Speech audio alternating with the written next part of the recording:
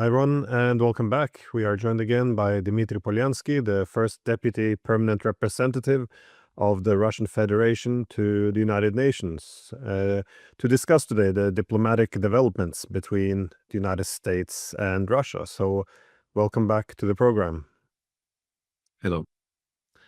So, I guess a good place to start might be the recent developments we see now with with allegations around the drones in Poland, that the Europeans have portrayed this as an attack. Well, some of the Europeans have portrayed this as an attack on Poland and demanded that NATO takes more of a hardline position. However, our media doesn't always do a great job in informing us on the Russian position. So I really wanted to ask you, though, what is the Russian position on this?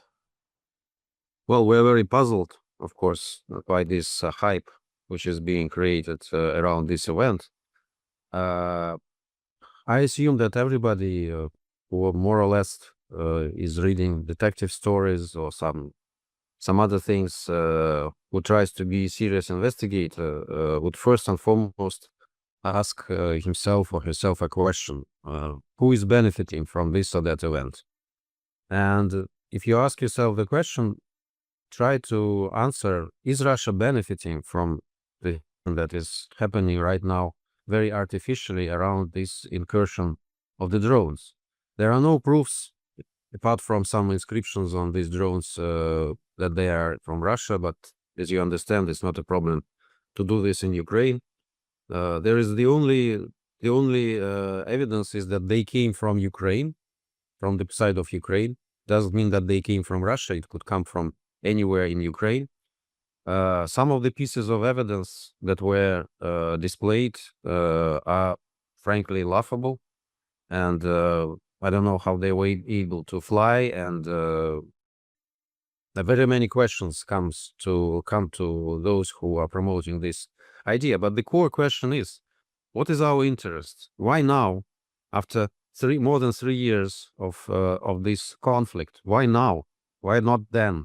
Are we trying allegedly to kind of test the defense system of European countries, of Poland, by sending their drones? You remember the instances when there were Ukrainian missiles hitting Polish cities, and at first they were also attributed to Russia without any proof. Then when it turned out that this was indeed Ukrainian strain missile, then this whole story was hushed specifically, despite the fact that there were Polish citizens killed, I think, in these incidents. So why now? What is our line of thoughts? I trying to ask myself a question and to put myself in the shoes of those who are promoting these wild theories, and I can't find any motivation for Russia to act the way we are supposed to be acting. On contrary, of course, there are a lot of those in Ukraine who may benefit from this situation if it is gets the attention of the international community, if it excites people in Brussels and other places. This is obvious because Ukrainian leadership, the Kiev regime, from day one was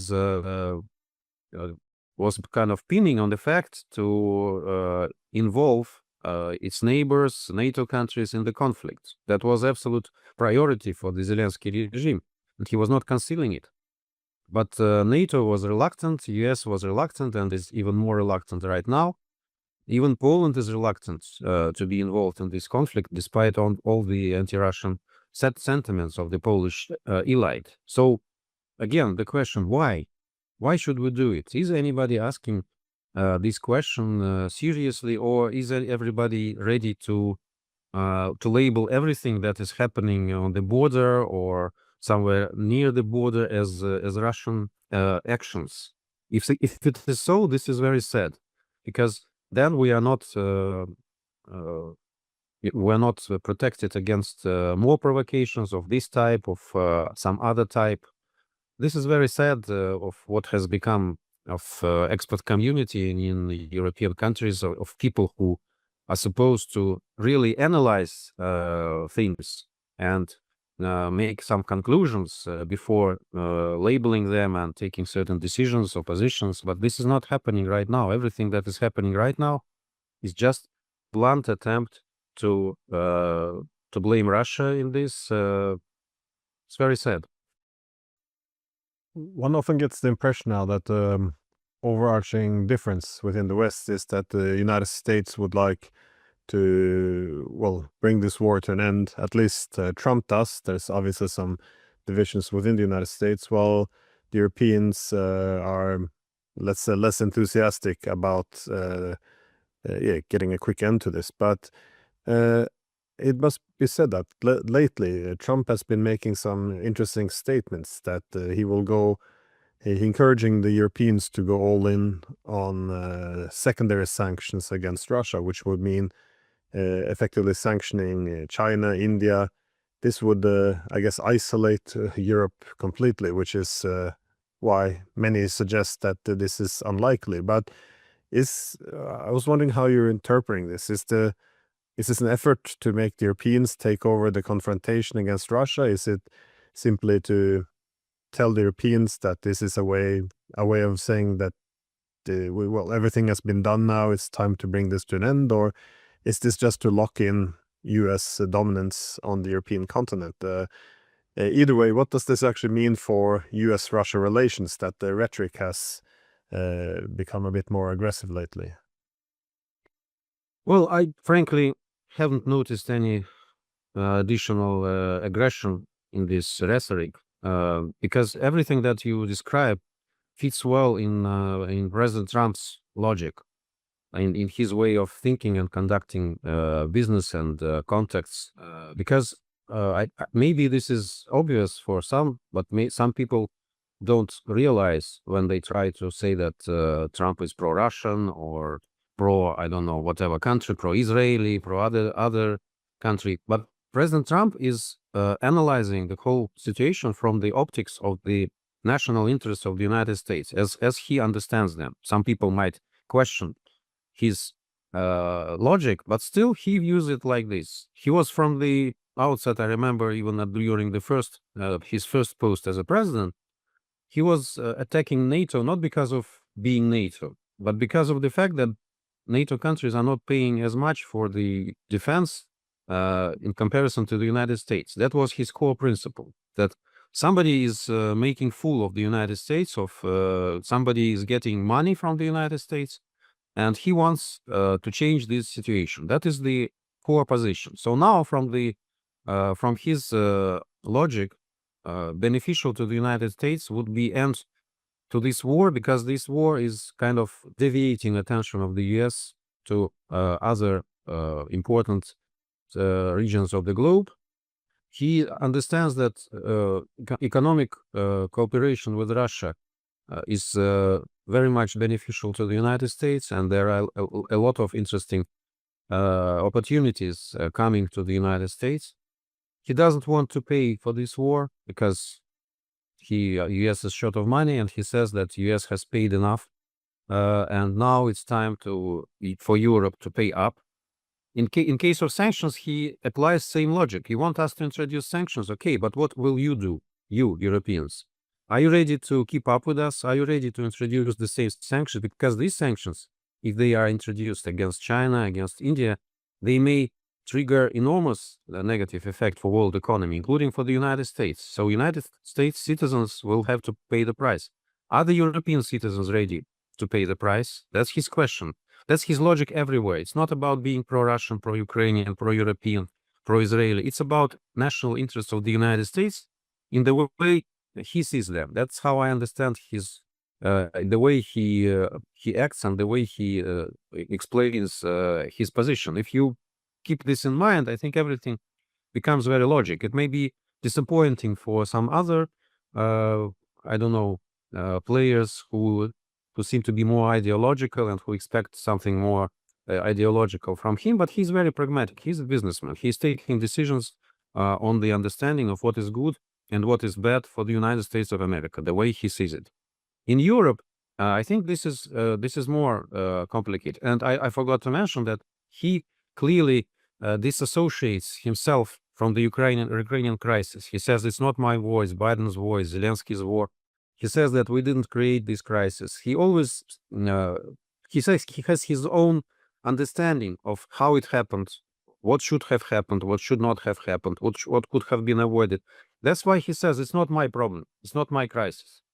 Europe can't do the same because Europe was more implicated. The current European elites were more implicated in the making of this anti-Russia project in Ukraine, and they are not, I think, ready to drop this. That's why they pretend they are absolutely blind, that they don't see that a lot of negative things happened before 2022, which led to this crisis. They absolutely don't want to recognize this. They don't want to see the negative side of Zelensky regime. They are very reluctant, even when it comes to corruption charges, which are being made by the structures created by European countries in Ukraine. But they are absolutely turning the blind eye to all the obvious violations of human rights, which absolutely go contrary to any basic European value in Europe. So they absolutely don't want to notice it. They don't want to notice the way Russian speakers are being discriminated in a way which not a single European country would imagine, even to think about this. Could you imagine same thing in Belgium, for example, or Switzerland, or I don't know, Finland, wherever, that there would be such a discrimination against Russian or, I don't know, French-speaking minority or German-speaking minority? This would be a scandal, and this absolutely is against the logic of European core civilizational values. But they do not implement it in Ukraine, though they say that Ukraine is part of Europe, that Ukraine is belonging to Europe, all these things, but they don't want to kind of discipline Ukraine in this regard, which is for us absolutely obvious that Ukraine should be disciplined in this regard to become more or less reminding of other parts of Europe where there is more respect to this kind of values. For us, this is obvious, but they don't want to notice that.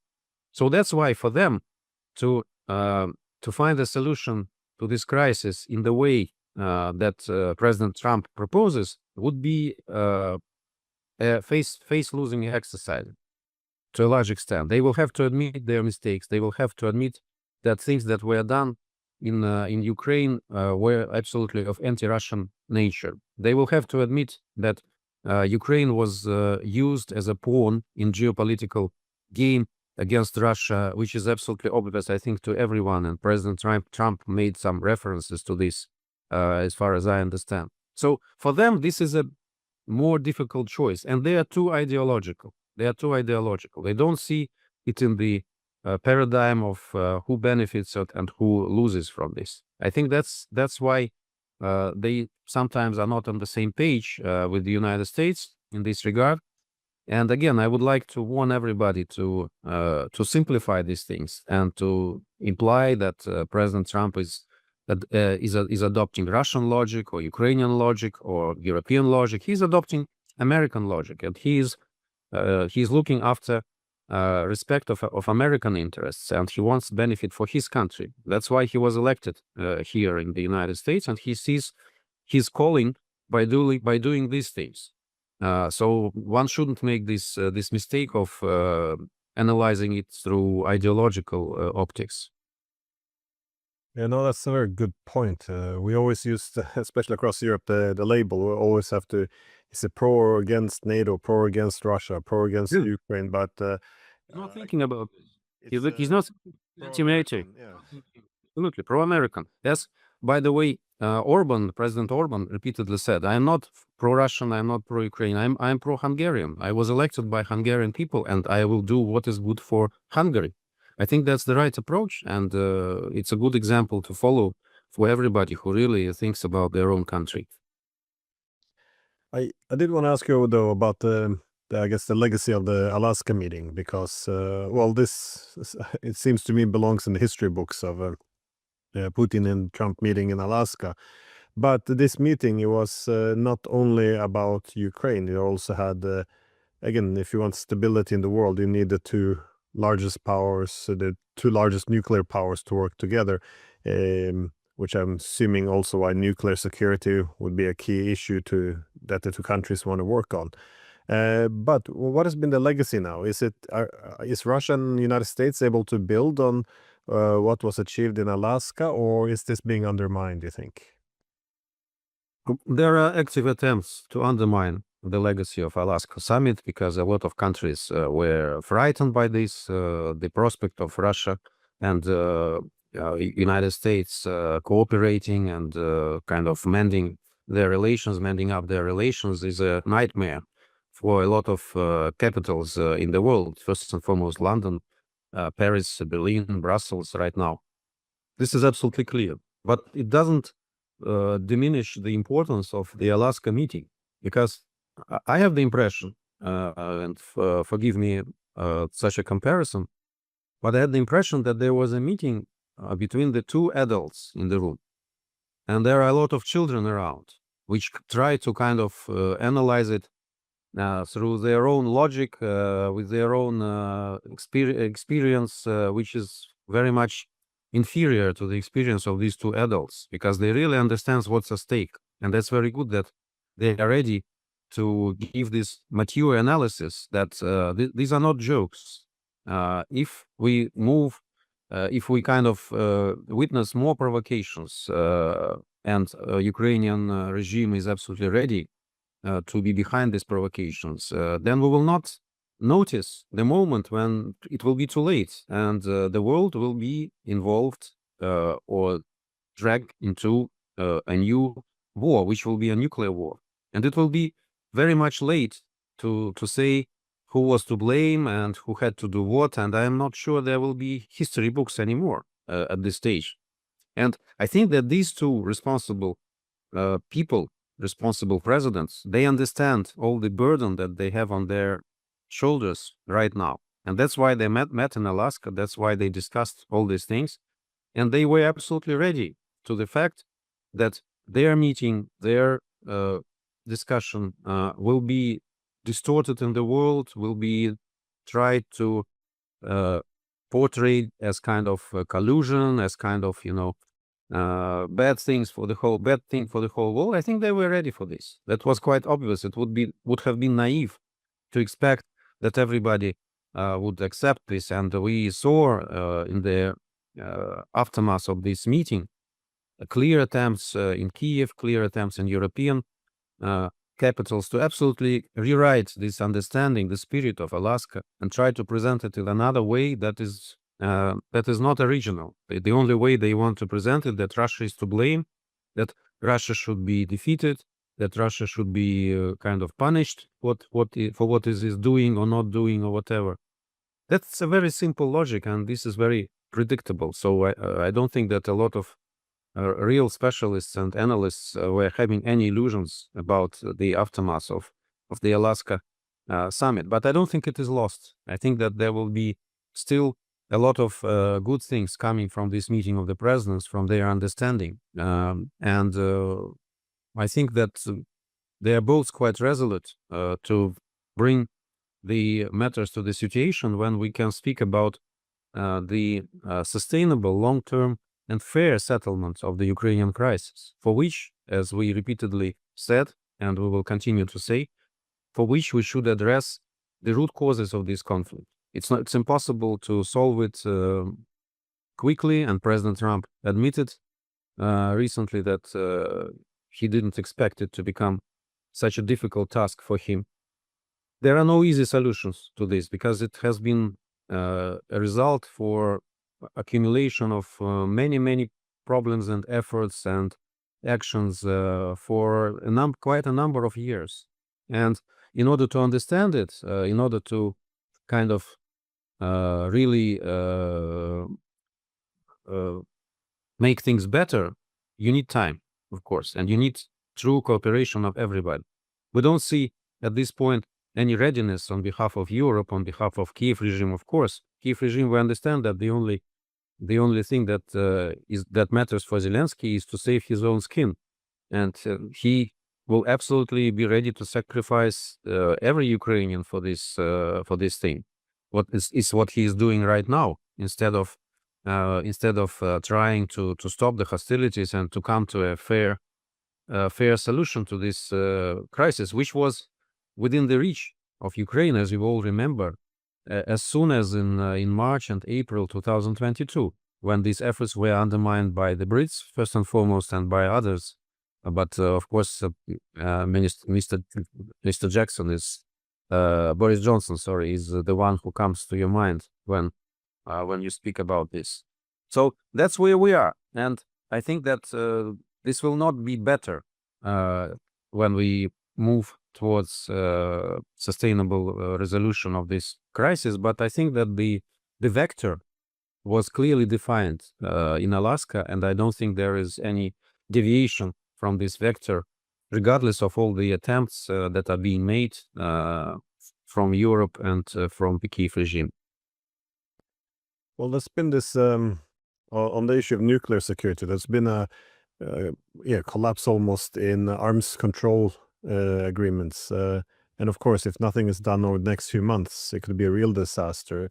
But what are the main issues, in your opinions, to be resolved? Because does the United States want to replace a U.S.-Russia treaty with a trilateral Russia-China-U.S. treaty, or what are the competing positions here in order to actually reach an agreement to have some more arms control for the benefit of the whole world? Well, what's at stake right now is the expiration of the START treaty, which is the right one, the last one, the last framework for any regulation of disarmament. I would say disarmament efforts between Russia and the United States. So the imminent solution and the most obvious move would be to extend this treaty, to have at least something to capitalize upon in future efforts. We are really on different pages with the US on a lot of questions related to disarmament, non-proliferation, on the way how you treat your neighbors, and a lot of other things. But again, if it's about adults in the room, then we will need to find some space, some possibility to come to certain terms. And it is not only in the benefit of United States and Russia, it's for the benefit of the whole world. And we need to understand this. So far, nothing is being done. But what's encouraging is really that President Trump himself repeatedly earmarked this as a problem that needs to be resolved. And he really is looking forward to solving this issue as a first step towards I don't know what, because the whole network of disarmament architecture, of arms control, of whatever, it was dismantled step by step by the previous US administrations. We all remember it. If you compare what we had in, let's say, year 2000 and what we're having right now, you would see that we don't have any safety net against any possible adventures, against any moves. And this is not normal, and everybody understands this. So this is a complex issue, but there need to be made a first step. And this first step is obvious to all the specialists, is the extension of the START treaty. So hopefully we will come to this, and we have not very much time. It's only until February next year that we need to try to solve this issue, after which it expires. And I don't know, we will be in absolutely uncharted waters in any way. And this is something that we, of course, all want to avoid. Yeah, well, there's a lot of stake if there's nothing to replace START. So I'm glad at least that this era of having no diplomacy has come to an end. So I hope, the Russian Federation and the United States makes progress on this. So, Mr. Polyanskiy, thank you so much for your time. You're welcome.